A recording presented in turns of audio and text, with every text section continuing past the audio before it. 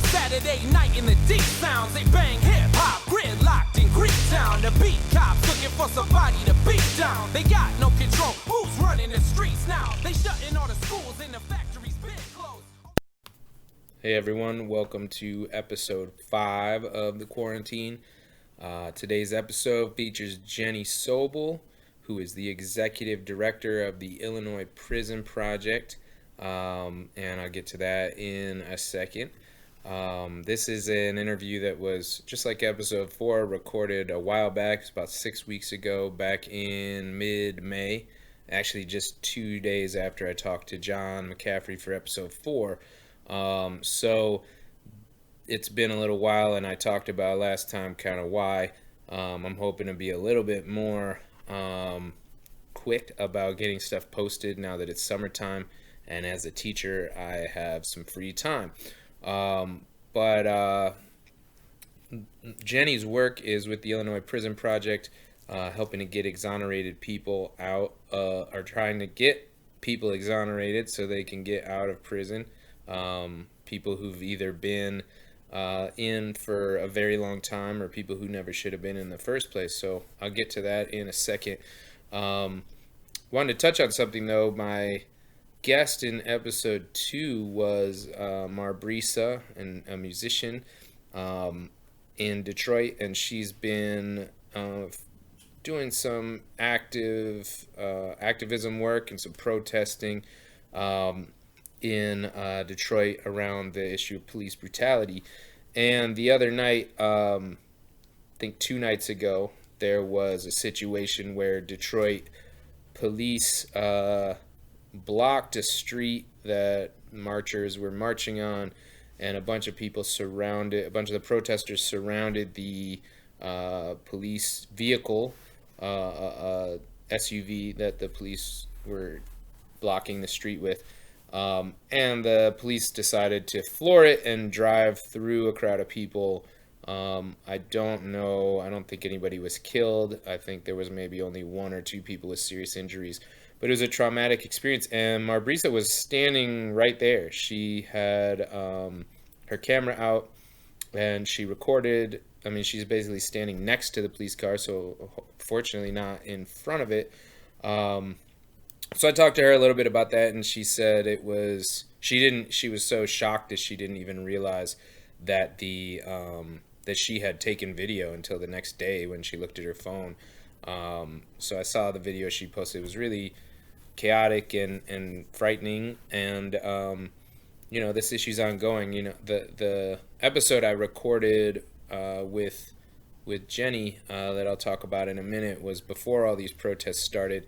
But her work definitely pertains to this issue of police brutality and mass incarceration and things like that. So one of the things I've been thinking a lot about is how this issue doesn't just affect black people, even though it disproportionately affects black people. And I think that's true of so many of our social problems in America, whether it's poverty or lack of health care or things like that. It typically impacts people of color at a disproportionate rate, but it still affects a lot of white people. And so one of the things I think about is, how do we get more of a movement to cohere around some of these issues that's more intersectional. We think of intersectionality, we usually think of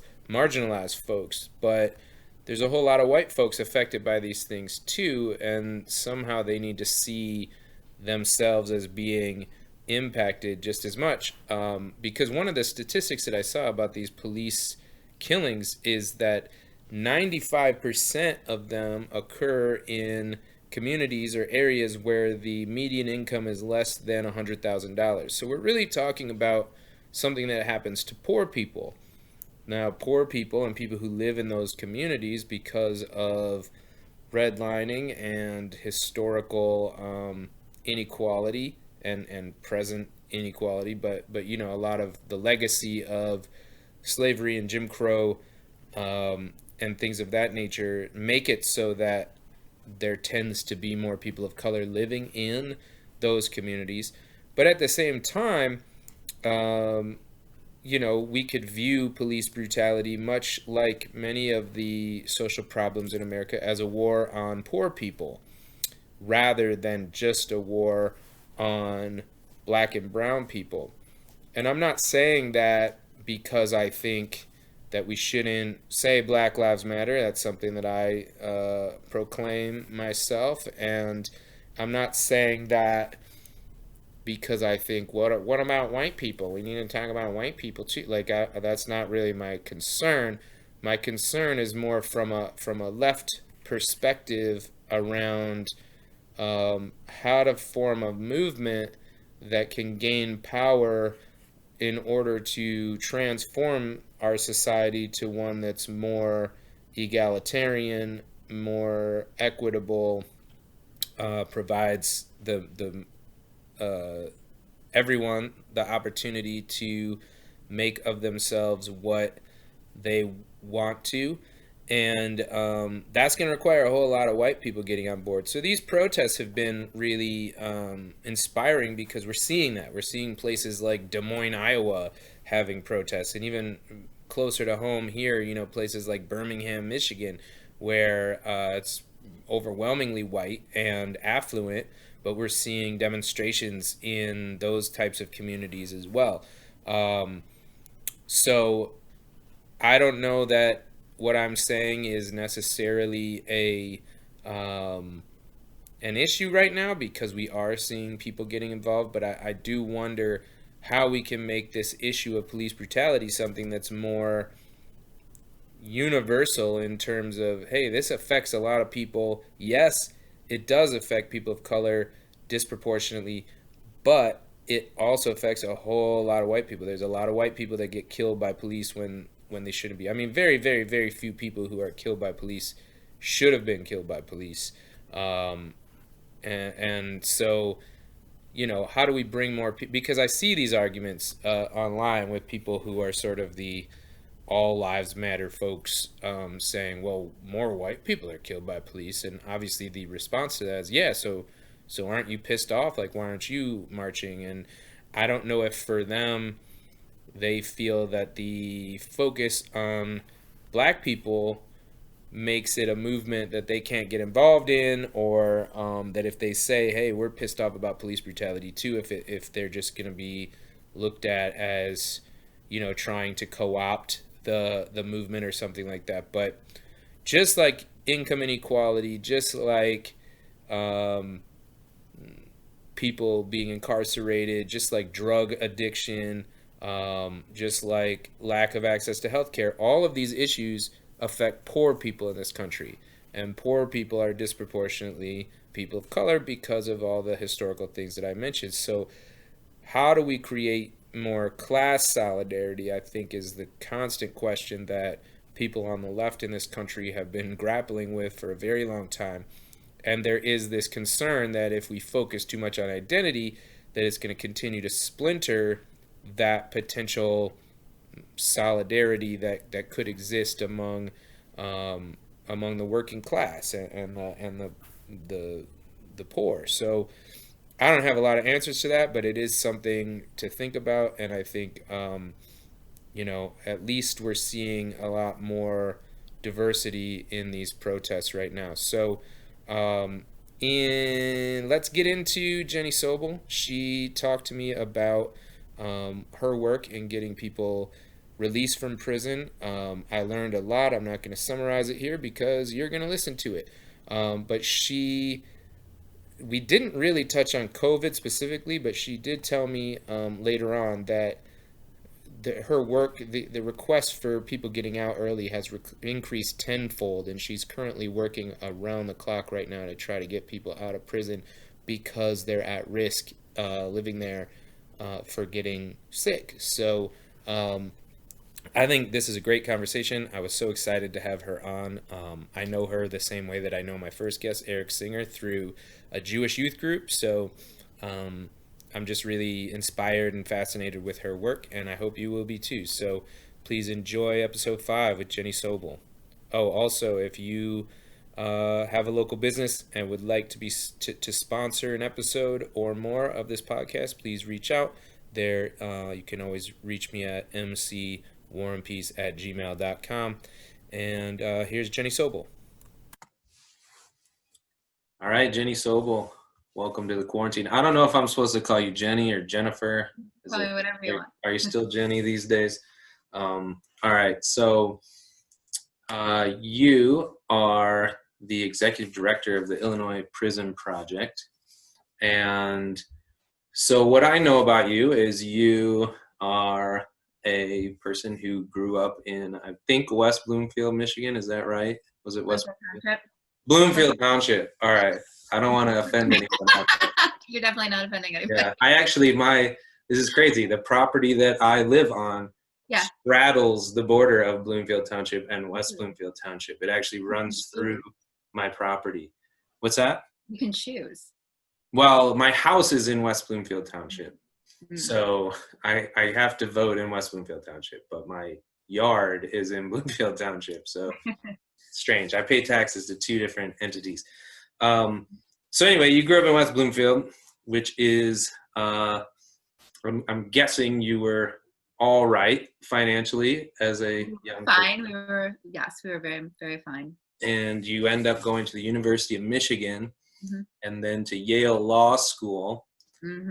And so someone with those types of background and credentials could be working for like some corporation defending them from lawsuits or any number of things like that. But instead you are working to get people out of prison who've been there too long or maybe never should have been there in the first place.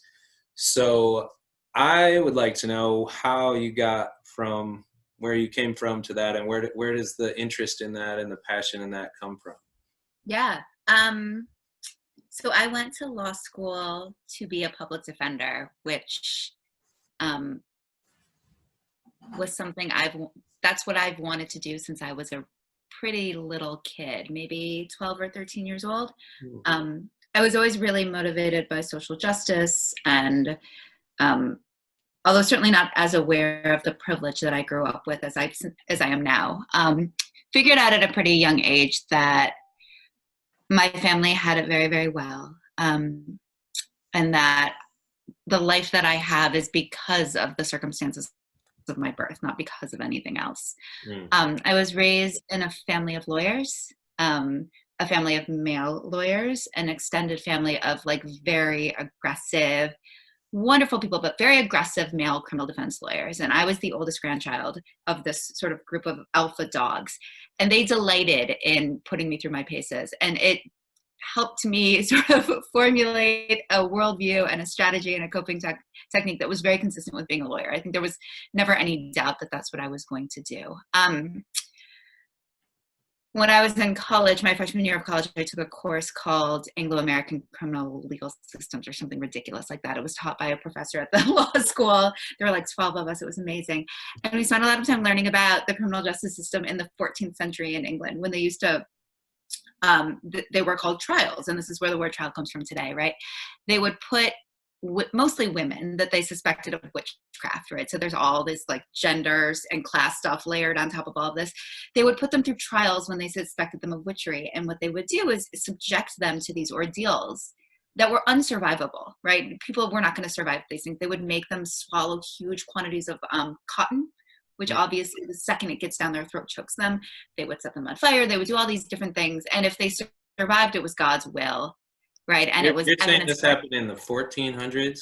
14 and 1500s, maybe even more recently than that. Yeah. Because like the Salem witch trials were. Yeah. They didn't learn. Yeah. History. Oh, there's a very like linear progression, right? We like people burn people. It's horrific. And it just struck me as it's obviously ridiculous, right? It's completely insane. But the difference between making someone swallow a bale of, a big pile of cotton or throwing somebody in a Tide bag into a river to see if God undoes the knot. And our modern criminal justice system, the differences are significantly small.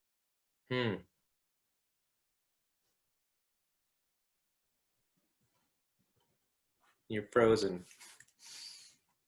on my end of things. Sort of COVID casualty. There we Can you go. hear me? No, we're back. I'm back. Can you Yeah, hear me? we're back. Yeah. So like the differences in those systems are smaller than people want to think. The similarities between who's subjected to those systems are greater than people want to acknowledge. Mm-hmm.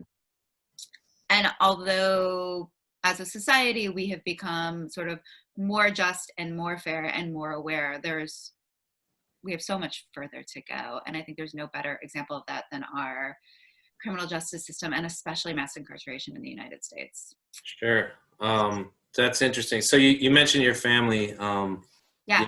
It's funny. My dad he was on the other side of things. He's a federal prosecutor in Detroit, and he would say the same things that you're saying, which is very interesting. You know, he doesn't. He one time he was talking to a group of teachers, and he said, you know, isn't it funny how you guys all do something that is unquestionably a benefit to society and everyone agrees helps everyone, and yet you can't find any money to do it. But the thing that I do, which is dubious at best, there's never a lack of money, you know, and you know, so he understood that, and he tried to kind of fight from within that system a little bit, but it's really hard to do. So you mentioned your family though, and I'm wondering, I usually start with this question and I didn't, but how is everyone doing in your family before I get into anything else? Everyone is really good. We were all really, really sick in March, like very, very sick in March, possibly COVID. We don't really know, but it was pretty bad. But now everybody's okay. My son hasn't been to school, just like nobody's kid has been to school in months, and he's loving it. I love it less. Right. Because it's really hard to get things done. I did a training yesterday for about 100 people, and he Zoom bombed me a couple of times and just poked his head in. But like, you know, he's good. My husband's good. My parents are good. Everyone's doing their best to stay away from everybody else, and we're hanging in there. How are you guys? We're pretty good. Nobody's gotten COVID to the best of my knowledge, although I'm a teacher, so I was most likely exposed to it at some point and maybe just never had symptoms, or maybe I didn't catch it. I don't know. I don't usually get sick when all this seasonal stuff goes around, and I think part of that's because I work with hundreds of kids every day. So I usually kind of avoid those things to begin with, but I don't, you know, I know people who've gotten it, but I don't have any family members or anything. So we've been fortunate, and my concerns now is like, what is my job going to look like next year? And there's a lot of crazy ideas that are being thrown around about what we're going to do in schools that aren't particularly exciting to me. So, you know, from my perspective, it's been hard work-wise, just because all the best parts of being a teacher have disappeared, and all the annoying parts have been amplified. So, you know, it's a lot, but you know, besides mental health, I think everybody's doing great.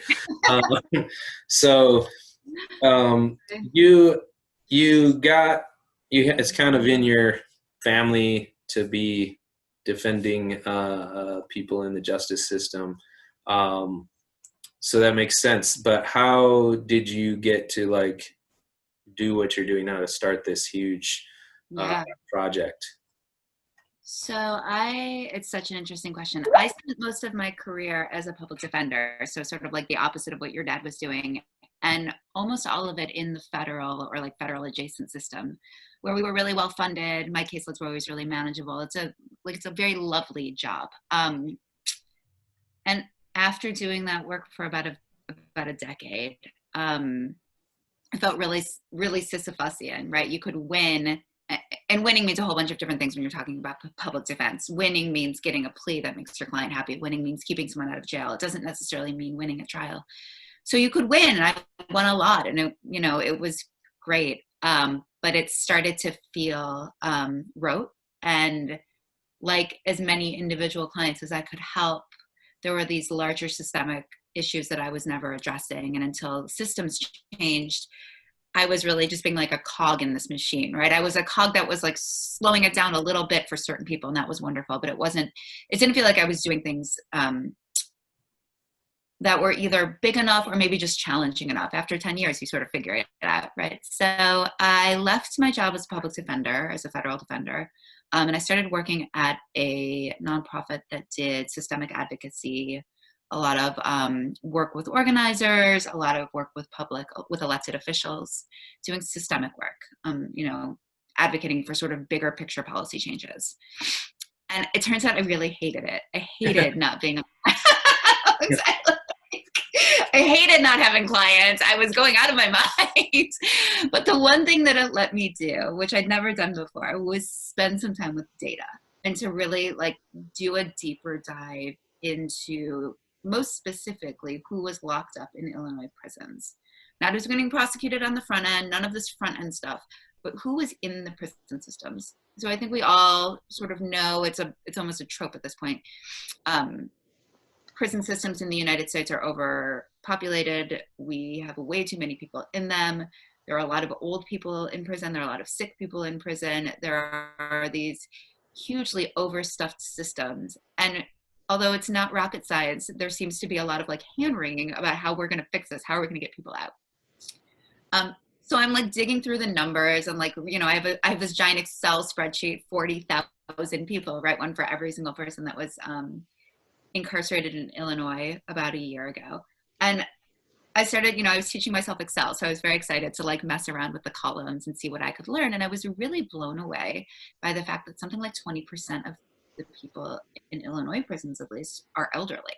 And that just seemed completely bananas to me, because if you look at the social science research, it's very clear that elderly people are very costly to incarcerate, right? Because they have healthcare costs and healthcare needs, and they just get older and sicker and older and sicker, and they cost more and more and more money, right? On the other side of that coin is that elderly people do not reoffend. People who have been in prison, especially people who have served long periods of incarceration, once they reach a certain age, around 50, their recidivism rate approaches zero, right? So you can pretty safely let somebody who's 60 years old or 50 years old out of prison, knowing that they're almost certainly not going to do any harm to anyone else. And like, I know I've already gotten to the other side of the coin, but like, let's pretend this is a three-headed coin. On the other side of that coin, elderly people in prison are substantially more likely to be victimized than younger people in prison, right? So they're the targets of verbal assaults, of physical assaults. They are stolen from pretty frequently from other people in prison. They're easy targets, right? And so when something goes wrong or somebody else wants something, they take it from the old guy. Like it's a pretty predictable sort of chain of events. And so what that means is that prisons are on a whole actually more dangerous. There's more crime in prisons because elderly people are there, right? If you got them out, there would be less taking advantage of them. There'd be less work for the guards, right? And as a whole, the state crime rate would go down because elderly people in prison are people, right? And so when they are the victims of crime, that is a crime that we should, be interested in stopping. Mm-hmm. So this whole thing just struck me as completely insane, right? Like, why on earth do we have so many elderly people in prison in Illinois? And it's because we don't have parole. There's no parole in Illinois? There's no parole in Illinois. We abolished it in 1978. So if you were convicted, I know, it's really nuts. So if you were convicted before 1978, you're still eligible for parole. We still have a parole board. You can still go to the parole hearings. I've taken clients to these hearings. We've won a bunch. It's great. But there's only, and people who were convicted before 1978 are called C numbers because their name in the Illinois prison data system starts with a C. Their number starts with a C. There's only about 100 C numbers left. The rest of them have either been released or have died, quite frankly. So I'm sorry to interrupt, but because I have a surface level knowledge of these things, but in the 90s, there was the huge ramping up of sentences, and judges had their hands tied with amount of time they could give to people. So you're in this system where they're giving these draconian sentences, and then you have no chance to lessen your sentence with your behavior. And then that probably causes more problems in prisons because there's no incentive to behave well Yeah. because you can't get less time. So that's crazy. I never knew that there were even places that didn't have parole. Yeah, there's parole in 36 states, which leaves another 14 without it. Wow. The federal system does not have parole. So Illinois is modeled actually pretty closely to the federal system. You do your time. Most people are eligible for what's called good time credit. So you do a day, you get a day. But for, you talk about 90s and the tough on crime sort of movement. In the 90s, Illinois, having already abolished parole, made people who were convicted of murder completely ineligible to earn good time credit. Hmm. So if you're convicted of murder in Illinois, you have to do every single day of your sentence, no matter how good you are, no matter what's happened to you.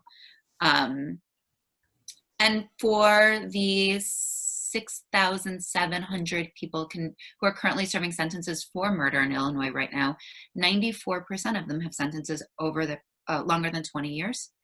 50% of them have sentences longer than 50 years. Wow. So you are just as likely in Illinois, if you're convicted of murder, to get a sentence that is life or virtual life. So this is connecting some dots for me, because I know that there seems to be a lot of this type of advocacy in Illinois. I know Northwestern University had a big project to exonerate people who were actually innocent, and they helped get a lot of people's sentences struck down, but not nearly as many as they think ought to be. Sure. So it makes sense that all these things are springing up in Illinois because their rules are so strict. Yeah, and I think something that's worth mentioning and is unique to Illinois is maybe not unique, but prolific in Illinois is the use of torture to coerce false confession. So Illinois is considered the false confession capital of the world.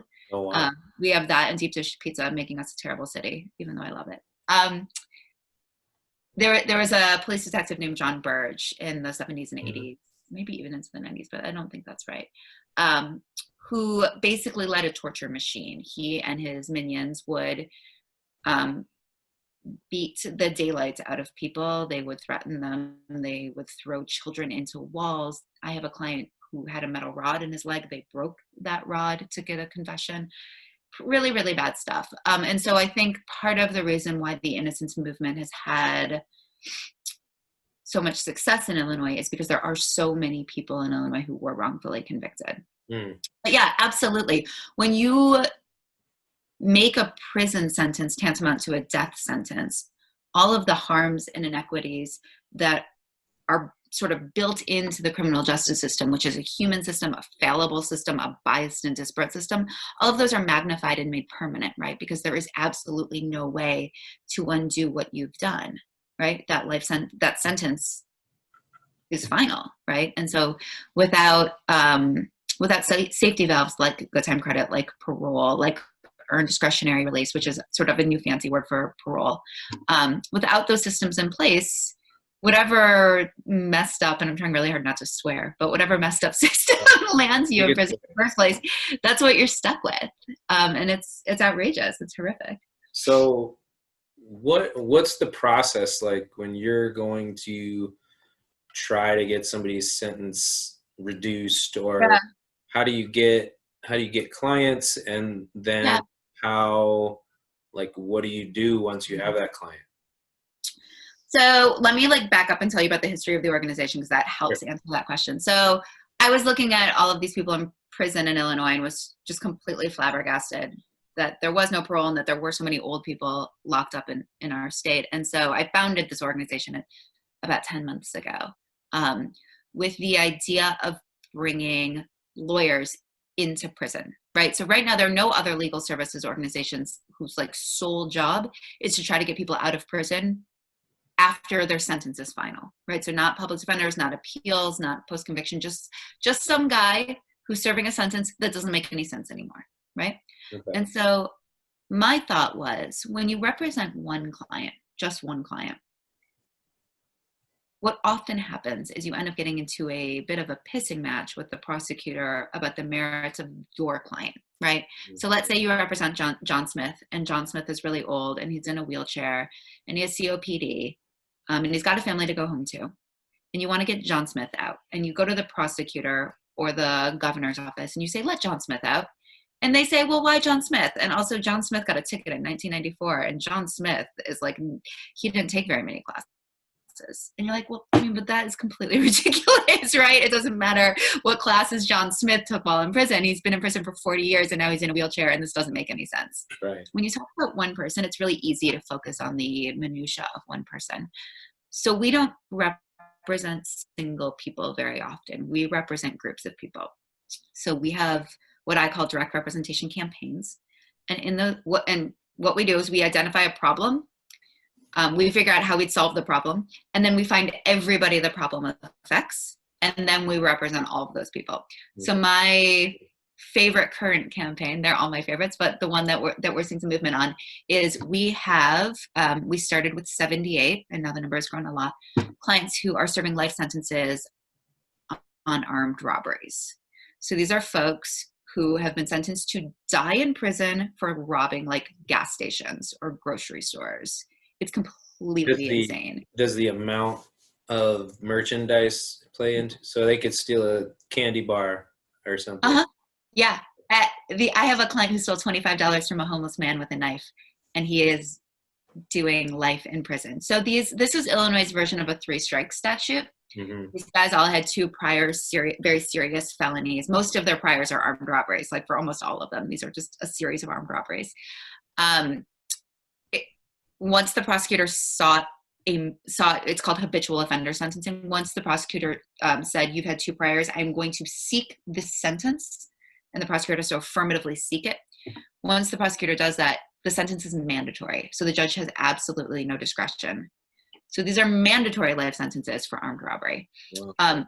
It won't surprise you very much to know that of the 78 or so people who were sentenced to life for armed robbery when I started this campaign about 3 months ago, maybe, 76 of them were people of color, right? This is very much a product of the discriminatory system that exists in Cook County and everywhere, but Cook County is pretty bad. And so we had a client. We're communicating with a wonderful man named Mr. Powell, who was serving a life sentence for robbing 2 gas stations. He was the getaway driver. That was his big role in the entire offense. He never had a gun. He never pointed a gun at anybody. He never touched anybody. It was a couple $100 taken in each robbery. His co-defendant, who actually had the gun and like did the robbery and took the money and did the things, he got 12 years and he went home after 6. When I met Mr. Powell, he had served 36 years in prison. Wow. With literally no hope of getting out, right? Like his sentence was life. That was it. Mm-hmm. And we were like, no way. Like that cannot possibly be. And who else is this happening to? And as it turns out, there are a whole bunch of other people it's happening to. So we reached out to all of them. And we are in the process of filing commutation petitions for all of them. Wow. Mr. Powell is home. He got commuted last month. He's with his wife and his daughter. His daughter was 2 years old when he went to prison. He raised her from prison. So now he's reunited with his whole family, which is really great. We've filed several dozen of these petitions, which are working their way through the sort of governor's office now, but a whole bunch of them are unopposed. The state's attorney has agreed that they should go home.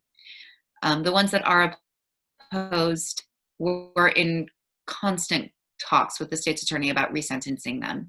So maybe we'll have clients who don't get to go home today. The whole point is to get them an out date, mm-hmm. right? Like a date certain by which they will be able to return to their families.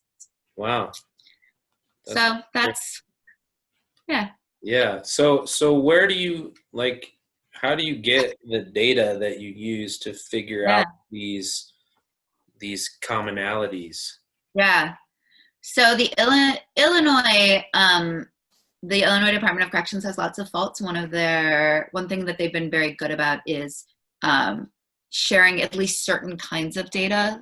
COVID data has been a real problem, but population data is something they share really freely. And so on their website is a spreadsheet. They update it quarterly. It's every quarter's Excel sheet is on the site going back to 1990 something. And so you can actually, if you have the time and are a coder, which I'm not, you could actually open up every sheet and sort of find trends. But I spend a lot of time on that sheet. I spend a lot of time on this Excel sheet just like messing around, trying to understand who's in prison and for what and why, and, you know, and numbers. And, you know, we do a lot of sorting, and, you know, we've, another one of my clients who we were able to get out in September was, when I met him, he was 82 years old and had served 26 years of a 55-year drug sentence. Mhm. He was developing dementia and glaucoma because he's 82 years old. And I just thought, well, this is absolutely ridiculous that this 82-year-old man is in prison for a drug case. And we found him by sifting through the data. Mhm. And so I, called the state's attorney in the county where he was convicted. And I said, hey, can we fix this? And he said, yeah, we can fix this. And we fixed it. And he was home less than a month after I'd met him. Wow. So it's It a doesn't lot. always have to be like a long, arduous process necessarily. It really doesn't. So More like, about identifying who these people are. yeah, I think that's right. And I think that's in some ways how we're a little bit different from other organizations. Now that we're bigger and we're more established, people are reaching out a lot, right? And saying, well, you represent me, which I get, obviously.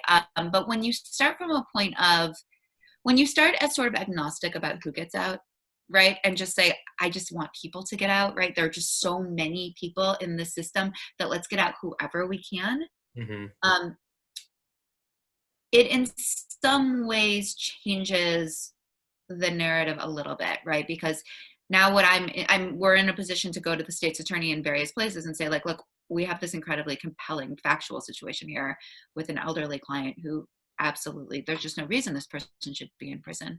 I also always start by reaching out to the state's attorney. Mm-hmm. Sometimes they don't agree with me and they oppose, and sometimes it's ugly and, nasty and we're snipping at each other. But more Sure. often than not, it hasn't been that way. More often than not, when you go to a state's attorney, I just went to a state's attorney 3 weeks ago, maybe, with a client who is on dialysis on a drug case, Mm-hmm. and is COVID positive. And they were not only like, yes, let's figure this out. They filed a joint commutation petition with us. They signed the papers too. So we are asking the governor together to fix this problem, which we couldn't, for like technical legal reasons, we couldn't go back to court on. So I think, lawyers, especially defense attorneys, are sort of raised up in this adversarial system. And that makes lots of sense given like the way that our legal system is structured and our obligation to zealously represent our clients, right? That's a real thing, right? You are your client, right? Clients, you are, that's like your ride and die, whatever the phrase is. But if you start from a slightly different perspective with a client who's already in prison, and what you're looking for is a measure of grace here, because a lot of these processes, right? A lot of these resentencings, commutation, a lot of these things are completely at the discretion of the state, and we don't have any right to get out. None of my clients are entitled to be released, right? And it forces you, or forces us, to approach things from a much more collaborative angle, which has worked pretty well, actually. So what insights has this work given you into like prison as a concept in general? Because I feel like it's this thing that we just sort of take for granted in our society. And, decades ago, we incarcerated a lot fewer people. Yeah. We've made a lot more laws and a lot more reasons to put people in prison. And obviously there's just like our military, there's sort of this, they call it the prison industrial complex, and it's a job creator. And, I've seen it here in Michigan where there's communities fighting over wanting a new prison or wanting a ICE facility to be opened in their community because they want the jobs. And so we don't really, it's just sort of this fact of life that if you do something to harm someone's property or take something that doesn't belong to you, or, injure someone or kill someone, then you go away and you get taken away from society. And no one really talks about what happens inside of those places or what the purpose of them even is or should be. It's just sort of like, well, we just want to warehouse people. who have shown a lack of ability to partake in society.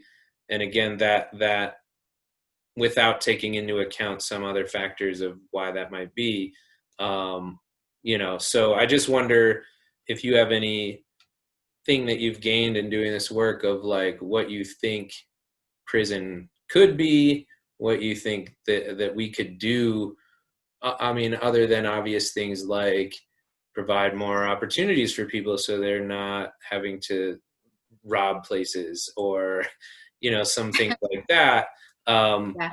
Because some of these things are just, they're economic crimes, where you don't have a job and you don't have an education, and so you have to get money, and this is how you're going to do it. And obviously there's always going to be some element in society that's going to they're going to break the rules even if they have the things that they need or whatever. But so much of it is that. So I just wonder, like, what you would, if you were in charge of prisons, like, what would you do to change the way they operate? Oh man, if only I were in charge of prisons. So I think people have this misconception that people in prison are somehow different from the rest of us. And I have never been as sure as I am now after doing this work that that's just not true. The thing that separates you and me from somebody in prison is a whole bunch of luck, and a bunch of factors that have nothing to do with us, right? Sure. They are factors about like where you were born and the color of your skin, right? And wealth. It's really, really wealth. Like that's really the thing that separates us from people in prison. Absolutely. And I think many people know someone in prison, and far too many people try to find all of the things about that person that makes them different, instead of really digging deep and recognizing all of the things that make us the same. Mm-hmm. I think a lot of what has happened with the growth of the prison industrial complex is a willingness to commodify people that we've told ourselves that they're different. And we've used that as like a justification for making their lives an engine of jobs, of the economy, right? I really hope that COVID is changing that, right? I think if there's any silver lining in the COVID outbreak, it's that it is forcing people to recognize that what happens in prisons happens to all of us. People in prisons are just a part of our community as the rest of us, even if you're not looking at them and not paying attention to them right now. Sure.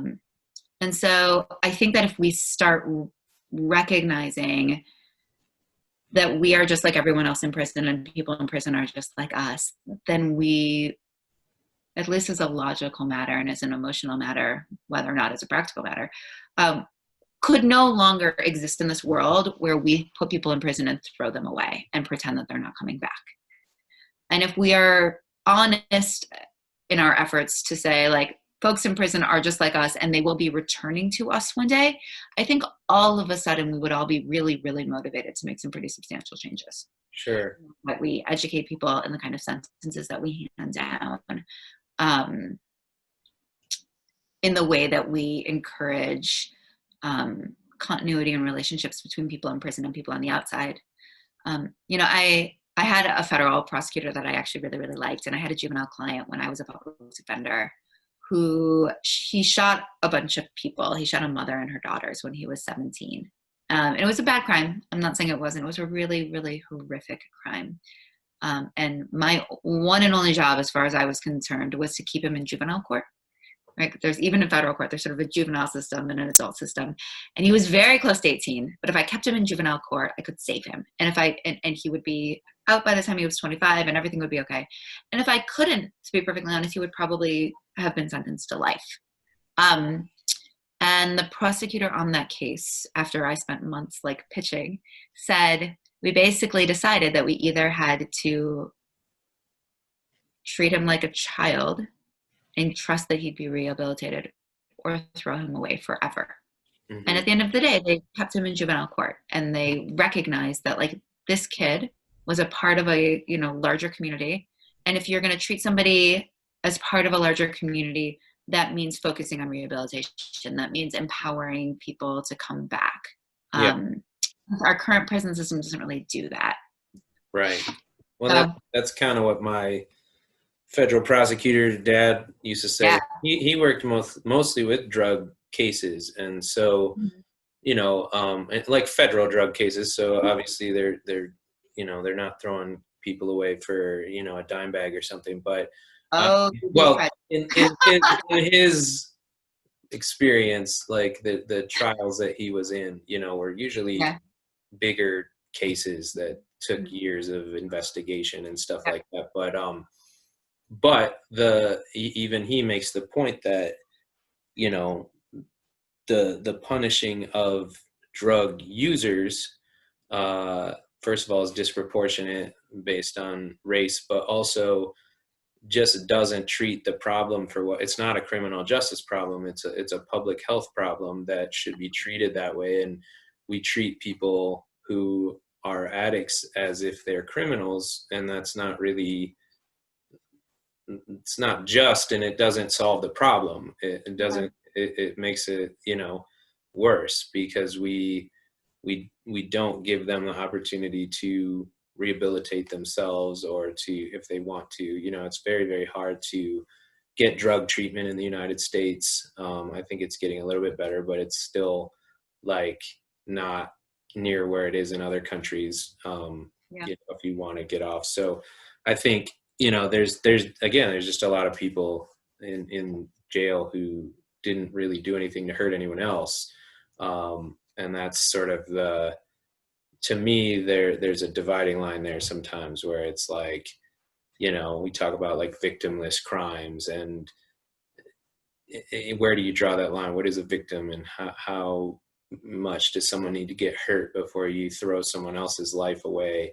You know, and again, it relates to all these systemic issues that, you know, there's not a place in the world that I can think of where the crime rate isn't higher in places where there's less resources and less opportunity. And, you know, it doesn't follow any kind of racial logic or any kind of thing like that. It's just, you don't have anything, and so there's crime. and that seems to be the case all over this country for sure. And, you know, so I think it would be, and it costs a fortune to put people in prison. And so, you know, as a teacher, I'm very aware of the cost of educating a child, and spend a lot less on that than we do on someone being in prison. And yet we get a lot worse of an outcome for it, because it's basically just throwing money in the garbage. You know, essentially, I mean, you're keeping a person alive and fed and everything, but you're not really doing anything to help them produce anything of value in society. And so it just seems like like you said earlier, it's a bad investment, as well as being, you know, it would be one thing if it was like, well, this is the cheapest way to do it, and, you know, like, we're a bottom line society and that's how it has to be. But like, it's not even that, because it costs us money, and it doesn't go anywhere. It's even worse if, you know, people often make a distinction between violent and nonviolent offenders. The Prison Policy Institute just put out a really good paper dismantling, and lots of people have dismantled that distinction. And I very firmly believe that there should not be a line between violent and nonviolent offenders. Violence is very much a young man's game. People grow out of violence. It is the rare 50 or even 40-year-old who's committing violent crime. But it's even worse when you think about people that receive sentences of like 30, 40, 50 years, right? Because by the time they are 50 years old and they're not getting out, right? Because they've got sentences that are so extraordinarily long, right? Not only are you just basically, as you said, throwing away the cost of their incarceration, but their cost of incarceration is 2 to 5 times higher now. So instead, at least in Illinois, where you would be paying $36,000 a year to incarcerate someone, you're paying at least $72,000 a year. Like, that's bottom for somebody who's elderly. And so these systems that take an all or nothing approach to human life, right? That say you've done this thing that has rendered you irredeemable forever, is depleting the rest of society of a tremendous number of resources. Illinois spent $2 billion a year on its prison system last year. Wow. What? Like, What are they we are spending on their broke. education system? Like, you know, I don't know the answer to that question, but I bet it's less. I think it's probably less than $1 billion. Yeah. You know, if I'm judging by Michigan numbers. Yeah. So the question I have is, like, there's also so there's on the one hand sort of this way we've always done things, crazy system that we have that people should be more educated about. And then I've also heard another extreme, which is the idea of just abolishing prisons altogether. There's some compelling arguments about that I've listened to, and I remember being impressed that you knew Miriam Kaba, who I have heard interviewed a bunch of times, and she works in Chicago, and she's like a very strong voice for prison abolition. So do you have I don't know, I might be asking you a question outside of your expertise, but do you have a way to summarize that idea and what you think of it? Because I think for a lot of people, that's just like mind-blowing and totally impossible that we could live in a society without putting people in cages like that. I mean, we definitely could, and there are places where if abolition is not quite where they are, they're very, very close. I think the idea is that you empower communities to deal with crimes that are consistent with sort of community-based social norms, as opposed to imposing the state upon them. I am not an abolitionist expert by any stretch of the imagination. I love the theory. I do think it's workable. In my sort of perfect society, that's certainly where we'd be.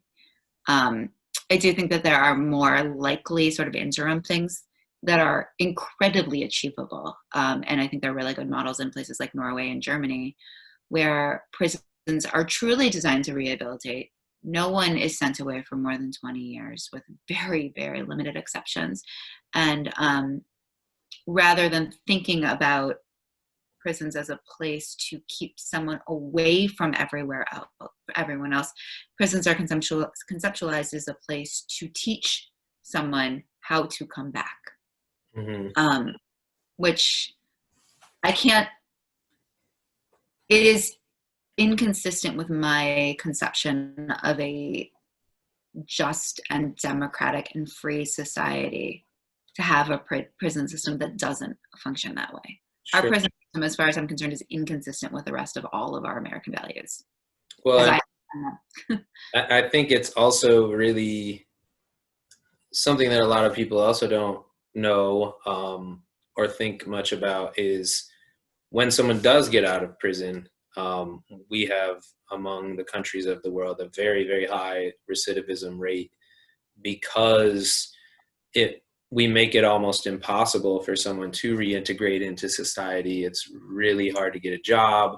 It's a lot of places you can't vote.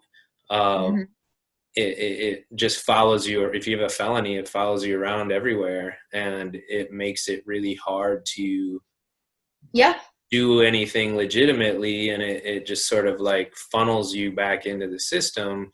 And I don't think a lot of people understand how we make it so challenging. And there's a lot of people doing work around, trying to end, they can't ask about it on job applications, or there's companies that actively try to hire people who are getting out, but it's still these kind of like here and there little things, and not really, it's sort of it's this mentality that, oh, you went to prison, you must be a terrible person, and so I can't trust you, and I can't hire you, and I can't have you around my business or my community. And I can't imagine what that would be like, to be unable, you do some, I mean, even that kid you were talking about earlier, who maybe gets out when he's 25, he's still got that thing that follows him around. And it's like, how do you still, you might live 75 more years, and you got to find a way to make it through society. And I know juvenile crimes can come off your record and stuff like that, but let's say you're 18 and you get a 10-year sentence, and then you get out. It's still, and what skills have you been given during that 10 years to be able to work and things like that? So yeah, I totally agree that we, there's not really any value being provided in for society or for the people who are locked up. And actually, I think it probably makes them into worse people. Oh yeah. I used to work for a brief time when I was in college. I had a job working in group homes for developmentally disabled people, and they weren't in prison, but they had been, in institutionalized, essentially in prison.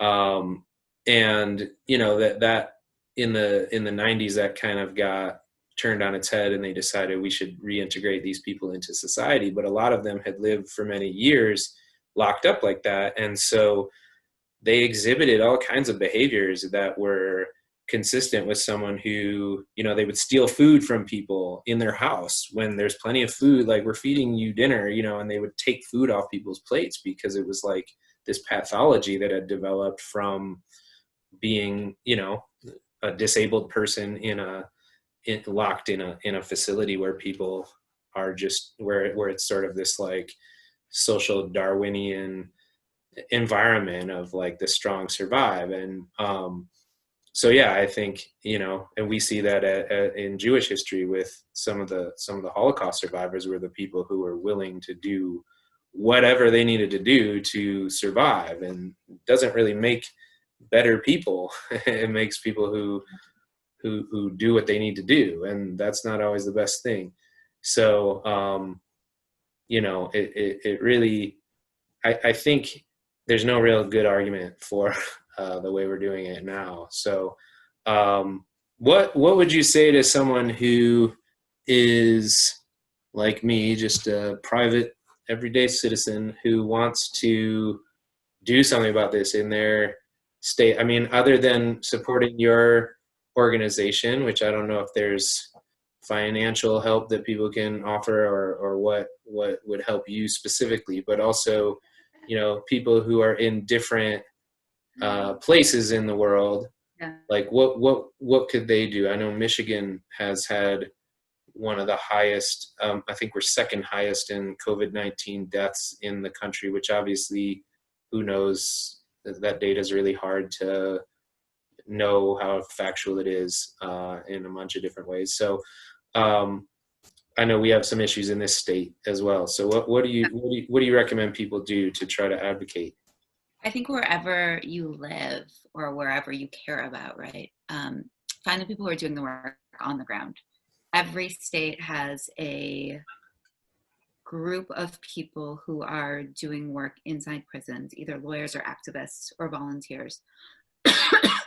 Almost every state has a group of people who are volunteering in prison education programs. Reach out, get involved in those programs. Everybody's got a website, and everybody is financially strapped. Mm-hmm. So donating to your local organization, wherever you are, I think is a hugely important first step. American Friends Service Committee has a great branch in Michigan. They have branches in lots of different states, not in Illinois, but they're all over the country, and they do great abolitionist prison work. Those groups will help you connect with advocacy groups. So getting involved in state politics is incredibly important. Figuring out what the bills are that are pending now that could help with prison reform, right? And then figuring out who your legislator is and who your state rep is and writing those people letters. It sounds ridiculous, but state reps are super duper accessible. You can call your state rep. Yeah, right? Like your state my rep. wife just had like a one-on-one meeting with our state rep because she emailed her. Yeah. She was like, yeah, let's meet on whatever day it was. And they just sat like her and her aide and had like an hour-long conversation. That's amazing. And she also, our state rep went to the school I teach at. So that's cool. It's cool. She's good. I'm fortunate. I have a lot of good people representing me currently at the state level. So I'm really, you know, I have people who will listen to me for sure when I reach out, which is great. So the and I think a lot of people, you know, that's a point I try to make a lot, is we're so focused on the things that are so far away from us right now with politics. And it's like, you know, I'm heavily involved in my my local union, and there's a lot of things that are really important that happen that actually affect your life, that happen locally, that a lot of people just ignore, and then they argue with each other about national politics, which is so far away and so disempowering. And it makes people just kind of want to throw the baby out the bathwater and say, oh, it's all just politics. But like, you know, your state rep and your state senator are people that represent a lot fewer people. And like you said, they're just usually as regular people. I have a friend from high school who's a state rep also. And it's like, it's just they're regular people who want to help. And, you know, there's, And they make the laws that affect prisoners in the state that you live, right? Like state criminal justice laws are all made in Lansing in Michigan, and they're all made in Springfield, Illinois. So it's not just that they're regular people and they're accessible. They actually have a tremendous amount of power. And they wield the kind of power that can actually make a difference really, really quickly for the lives of thousands of people in prison. And so reaching out to them. And so, you know, these are like little examples, but in Illinois last year, a really great group of activists and advocates decided that they were going to dismantle the prison medical copay system. So in Illinois, people in prison used to have to pay to see the doctor, which is just ridiculous. It's insane, right?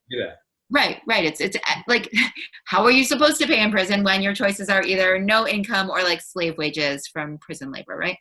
And so a couple of great groups were like, we are going to change this, and they did. And these things that seem small are hugely important and make a real difference for the people who are living in these realities.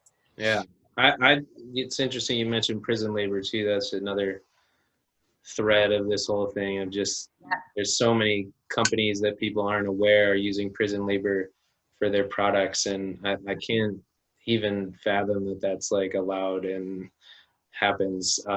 You know, not that they shouldn't work, but the fact that they can pay them like ridiculously low wages or nothing to do things that a for-profit company then sells is insane to me. I wanted to ask you before we wrap up about another different topic, which is your the fight to have your son's school remain open. And we don't need to go too in depth.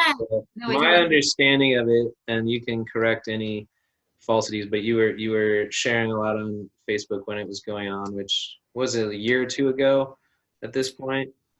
We found out for sure that the school was going to stay open at a court hearing in May of his second grade year. So it was last year. Okay. So it was like 2019. Maybe 2018. I've sort of lost the date now.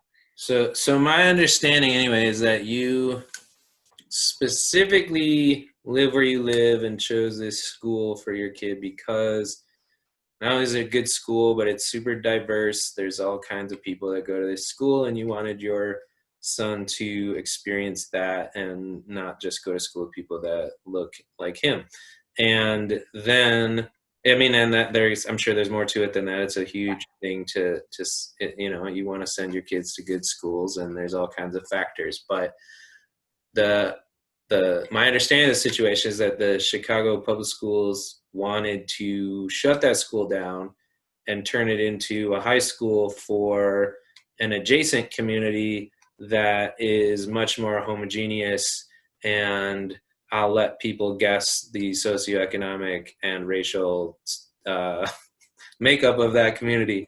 But you guys actually won and made them not do that. So how did that happen? Who was behind the desire to shut the school down and make it a high school, and how did you guys fight that and win?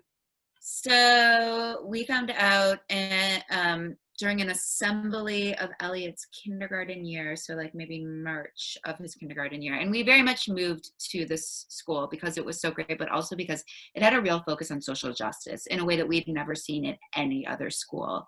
The school itself was relatively new, maybe 2005. And it started as a school that was a receptacle for students who had been at schools that CPS had closed. So already a whole bunch of kids went there who'd lost their former schools because Rahm Emanuel shut down all of these schools in 2013 through 2015-ish.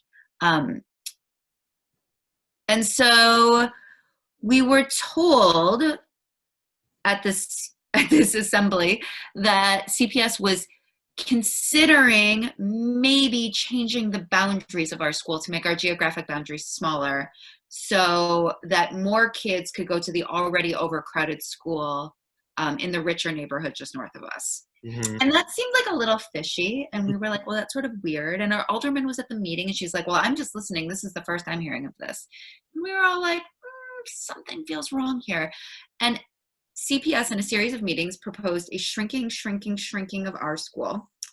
And then they announced that they were going to build the northern elementary school, a new building. And we were like, well, this really makes absolutely no sense. And our alderman was defending this new building, defending shrinking our boundaries, all while saying, I don't know what's going on. I've never heard anything about this, right? There's a great video of me very much up in her face. Like, you are full of it, lady. Where she's not my fan, but that's okay. We then found out through a series of FOIAs that, in fact, the alderman was behind it.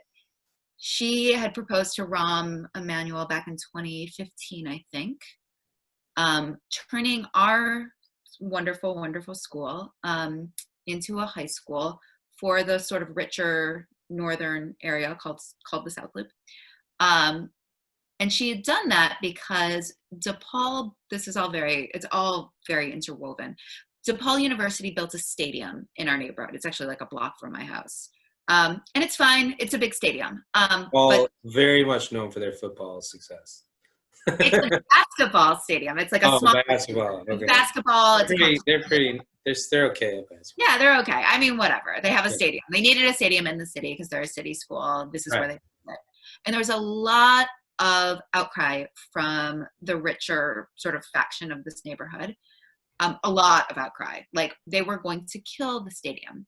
And they made a deal with Pat Dowell, who is my alderman, and they said, we will not kill the stadium if you give us a neighborhood high school, which is something that they wanted for a long time. And the reason why they wanted that is their neighborhood high school was across the highway in a sort of poor part of Chicago, and they would not send their children there. So everyone already has a high school. They just wouldn't send their kids there. They needed one in their neighborhood. God forbid their babies travel a mile. Mm-hmm. So that's where we were. And so she agreed that she would get them a high school, and they agreed to drop their objection to building the stadium. And this all happened very quietly back in 2015. And so through FOIA requests, we found this letter, and it's all very apparent that the alderman is the person driving all of this, right? And this is very much like classic Chicago politics, right? You give me what I want, I'll get you what you want, we'll do it behind the scenes. What CPS and Pat Dowell had not understood was the extent to which my son's school was really a community at this point. Mm-hmm. Back when this all started in 2015 or so, NTA was still not it was an up and coming school, right? It was a school that had a lot of kids with who had come from schools that had been shut down, a lot of kids in public housing, a lot of kids who'd been displaced. And it only had opened in 2014. Yeah, that's right. Yeah, it was very, very new. It was a very So I mean, I've worked in time. both new schools and schools that have been around forever, and Right. they're different. Right. You know. And so by the time they brought this on us, like we were sort of like, we had gelled, and we had my son was only in kindergarten, so I was new to this community, but we had an amazing principal, and we had this group of families who were really committed, a really diverse group of families who were committed to this place. And so I think what Dowell and CPS thought was, oh, well, all of these kids will just go to the fancier elementary school and everyone will be fine. Mm-hmm. Well, we chose this school. Like, we didn't want to go to the fancy school. In fact, before my son was in elementary school, I lived across the street from the fancy school. We moved away from it. Like, we didn't want to go there. And they didn't anticipate the extent to which we'd become a community, or to the extent to which them threatening to take our school away from us would make us a community, mm-hmm. which is exactly what happened. And we started protesting like a lot. My son had a bullhorn in his hand every week for like a year. Wow. It was intense. It was a lot. It was exhausting. And there was a lot of burnout and a lot of exhaustion. And what happened is we worked with I was not involved in this at all. I mean, I was one of the parents, but I wasn't involved in the sort of strategic thinking about how to win this fight. And so I get no credit for it. But a group of really wonderful parents worked with a group of really wonderful lawyers from the Chicago Lawyers Committee for Civil Rights, I think is what they're called, led by a lawyer named Candace Moore, who is now the Chief Equity Officer for Lori Lightfoot. And she now works for the city of Chicago, and she's wonderful. And they took a community lawyering approach. And so the idea was always to go to court. But before we went to court, we had to sort of establish this record of community need for this school. And so we packed every Board of Education meeting. We packed town halls. We were like waiting in line at City Hall at 7 a.m. so that we could secure speaker slots. We had like a team of people who would all like sign up for the speaker slots at the Board of Education meetings every month. We really flooded them. Mm-hmm. And so when the lawyers, when NTA's lawyers sued, they sued CPS in state court alleging racial discrimination for the school closure. And they won. And no one had ever won that before. No one had ever successfully got an injunction stopping a school closing on racial impact grounds. Wow. It was amazing. It's never happened before. Yeah. And as soon as that ruling was issued, CPS, which had insisted that there was no other possible way to build a high school, shut it down. Wow. They turned it around. And so it was pretty amazing. Yeah, it was really amazing. It was a big deal. Yeah. We have a big case right now in Michigan. Not quite the same thing, but a group of Detroit public school students sued the state. I think it was a couple years ago now, to alleging that their right to basically claiming that they have a right to an education and to literacy, and that right is being denied because of the way that schools are being funded. And a court agreed with them recently and said that there in fact is a constitutional right to literacy, which has never been said before in a court in the United States. And so there's a lot of pressure on the governor or I think she did finally settle the suit. They were trying to get her to settle, and she did. So there's all kinds of implications, and I'm sure that's going to make its way up the court system and become maybe a state Supreme Court case or even a federal Supreme Court case at some point, which is really, it's a tangled argument about what does that mean. And there's not great federal law on this topic, if I remember. Like, there's nothing in the Constitution about a right to an education. No, in fact, there's bad Supreme Court law. So maybe it's in Yeah. the state courts. Maybe the Michigan State Constitution is the way to go there. Right. It gets anything like that in the U.S. Supreme Court's been struck down, basically saying, well, there's nothing here that says you have that right. So you can't compel. All you have to do is have a public school system. You don't have to have a good public school system or a well-funded one. So it's fascinating, and it's cool that you guys won, because you just don't hear that too often. But it shows what happens when a community gets together and decides that something's not going to happen or is going to happen. You know, and I've been arguing for a long time that for a lot of things with regard to like teacher unions, but that we have to engage our communities a lot better, because if it's just us always asking for money, it just looks like we want to raise our salaries. But when it's the community saying, we need better schools, we're willing to pay for it, or we demand that you reduce class sizes or whatever it is. And I know, there was a strike in LA that really engaged the community. And I'm pretty sure in Chicago, their recent strike did the same. Yeah, the Chicago teacher strike was really amazing, because they weren't, they had to strike on salary grounds because the terms of their contract only allowed for a strike that implicated salaries. But what they were really holding out were for things like nurses and social workers and class sizes, and actually a whole host of sort of public goods, right? Things for their students that went far beyond their own salaries. Their salaries were really just a cover to keep the strike going. It was amazing.